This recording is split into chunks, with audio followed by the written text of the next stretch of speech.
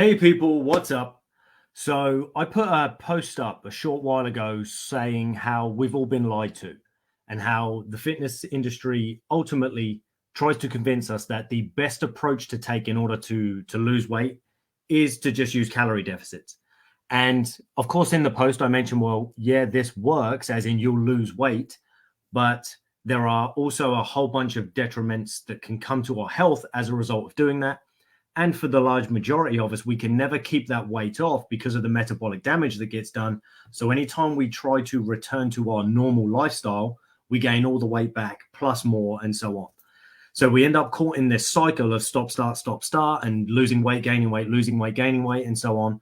And of course, that's not what any of us really want.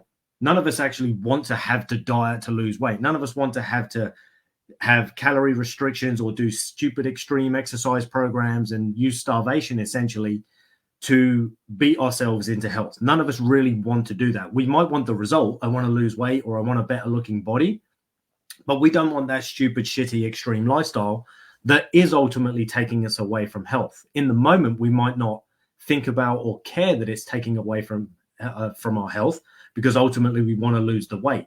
And often we're so desperate to do that we will try almost anything. But if we're honest with ourselves, that's not really what we want. It's what we think we need to do, but it's not what we want. So in this video, as a result of one of the comments I had on that post, the comment was a question saying, well, what do I recommend or what are some good ways to maintain good metabolic health? So I will give you my top 4, which essentially come down to my metabolic matrix system. Now, how convenient. It's my system that I use. But the reality is in any particular program that you use, if it's a good program, it will cover at least 3 of these 4 principles, okay? The mindset shifts might be slightly different because I often frame things up and see them differently. But ultimately, it will hopefully be covering the same basis in order to keep you healthy whilst you lose weight. So the first of these steps or principles is we must develop a metabolic mindset. Now, what this ultimately means is we need to align our level of belief in self with the level of action required to attain the outcome desired. So said another way, what we ultimately need to do is believe in ourselves enough to do what's required to lose the weight that we want to get rid of. So if I set a target of, I want to lose 30 pounds, but I don't believe that's possible for me, I'm not going to take the actions required to do that because there's this part of me that says, well, even if I do, this isn't going to work. I don't believe it's going to work for me. So the first thing we need to do is find the level of goal that aligns with our current belief in self. And once we do that, we can then take action more confidently and more consistently to actually start moving towards our goal. Now, with this, what we also have to realize is that the problem that many of us have when we start this is we're trying to lose weight in order to get healthy. But what we need to ideally do is try to get healthy in order to lose weight. Now, ultimately, the outcome is the same. I end up lighter and I end up healthier. But the difference is when I come at it from the perspective or the stance of I'm going to get healthy and therefore naturally lose weight as a byproduct of that journey, it doesn't require me restricting calories or starving myself. It doesn't require me beating the shit out of myself in the gym, doing stupid, crazy exercise programs that ultimately lead to dysfunction and more poor health and joint inflammation and injury and so on. And it also doesn't mean that I need to use stupid things like fat burner pills and things like that. So, and supplements that aren't necessarily going to help us and stimulants and so on. So if I come at this from the game of health, yes, the initial weight loss might be slower because I didn't just target weight loss, with an extreme calorie deficit and so on. So the initial result might be slower, but ultimately you're going to get to the same weight loss result, but you're going to have an ability to maintain it because your adaptive capacity will change with it, rather than actually destroying your metabolism through the calorie restriction and the extreme exercise that you're doing, which then means, well, whenever you try to go back to a normal lifestyle, you end up gaining all the weight back. Whereas if we take the approach of actually, I'm going to develop a healthy lifestyle and get myself healthy, there is no need to go back to what was normal because this is now normal. So that's the first thing. We need that metabolic mindset, okay? because if we can align the mindset correctly, that will give us the ability to carry out the next three aspects that I'm going to talk about. Excuse me. So the next thing that we need to talk about after the metabolic mindset is to consume metabolic meals. So that's step 2. Now, the first thing that we want to focus on, and you guys have probably heard me say this 100 times before, is protein. Now, ultimately, we don't even want to focus on protein because we want to look at food. We're not really concerned with proteins, fats, and carbs. We're concerned with, well, what foods should I be eating in order to get the result that I want? What will enable me to get healthy and to lose the weight? Now, of those foods, the types of foods that we want to focus on first are the ones higher in protein. So we want to make sure that we're getting in plenty of meat, fish, eggs, dairy, nuts, seeds, legumes, if you can tolerate them. And that will ensure that we have plenty of protein coming on board, which will enable us to maintain muscle mass as we lose the weight. It will keep a high metabolism because it costs more calories to run protein from mouth to anus. So therefore, it's automatically going to burn more calories. Because we can maintain more muscle mass, that will keep metabolism high as well, meaning we're going to continue to burn more calories at rest. And it's going to keep us satiated for longer because it takes longer to break down. For most people, it will keep them satiated for longer and therefore stop you wanting to kind of binge and getting all your carb cravings and so on.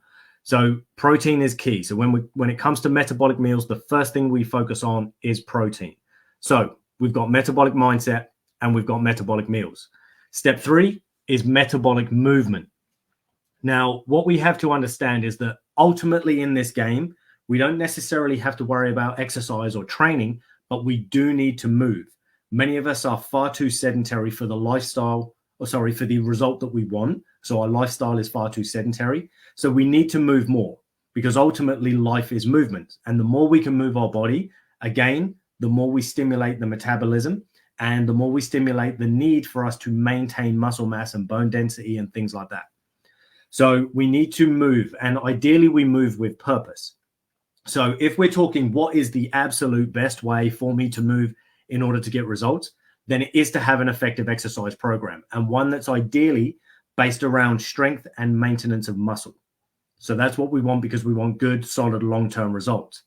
Now, on the flip of that, we could argue, well, the best type of program I can do is the one I will actually stick to.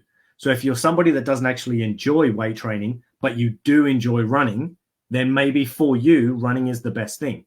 It's not necessarily the most effective for long-term results, nor for maintaining strength, nor necessarily for building the particular physique you want. But if it's something you're going to do consistently, then maybe in this moment, that's the best thing. Or if not running, maybe dancing. Or maybe you're a sport, somebody that's into sports. So maybe it's something like tennis or martial arts or whatever it might be. We're all individual. We're all unique. We all have our individual likes and dislikes. But the reality is, if you want the absolute best results with the best physique potential, generally speaking, having an effective exercise program that includes resistance training to enable you to build strength and maintain or build muscle is going to be the best way to go about it. Now, there are our first 3. So we've got metabolic mindset, metabolic meals, and metabolic movement. Now, our final one is metabolic melatonin.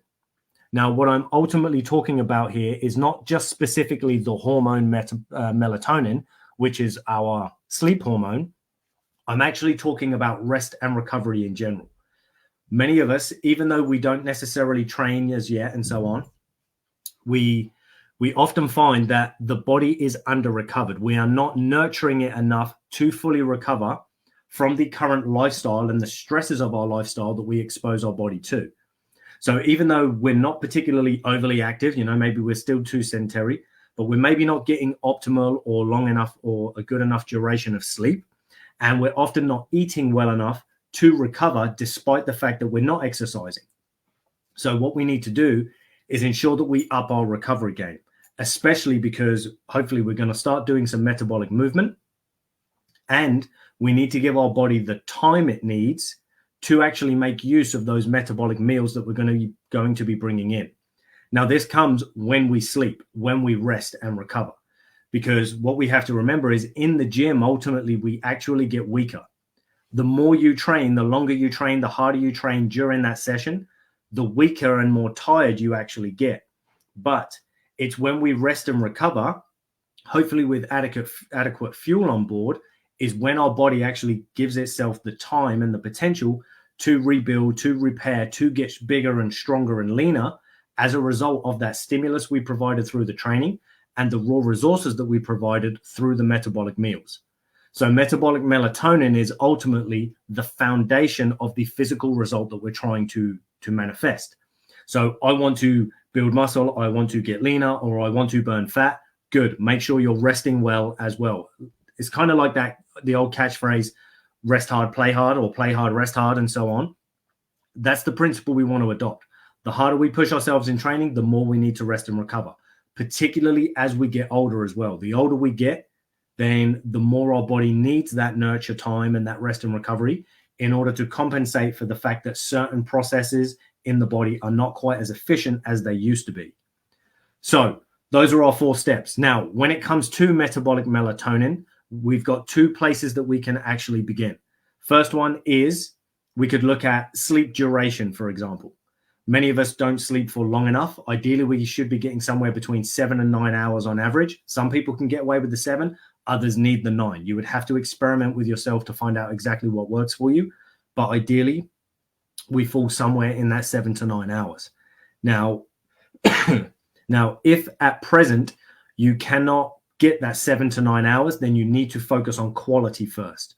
So rather than duration, you would be like, okay, well, actually, I can't really squeeze in any more time just yet.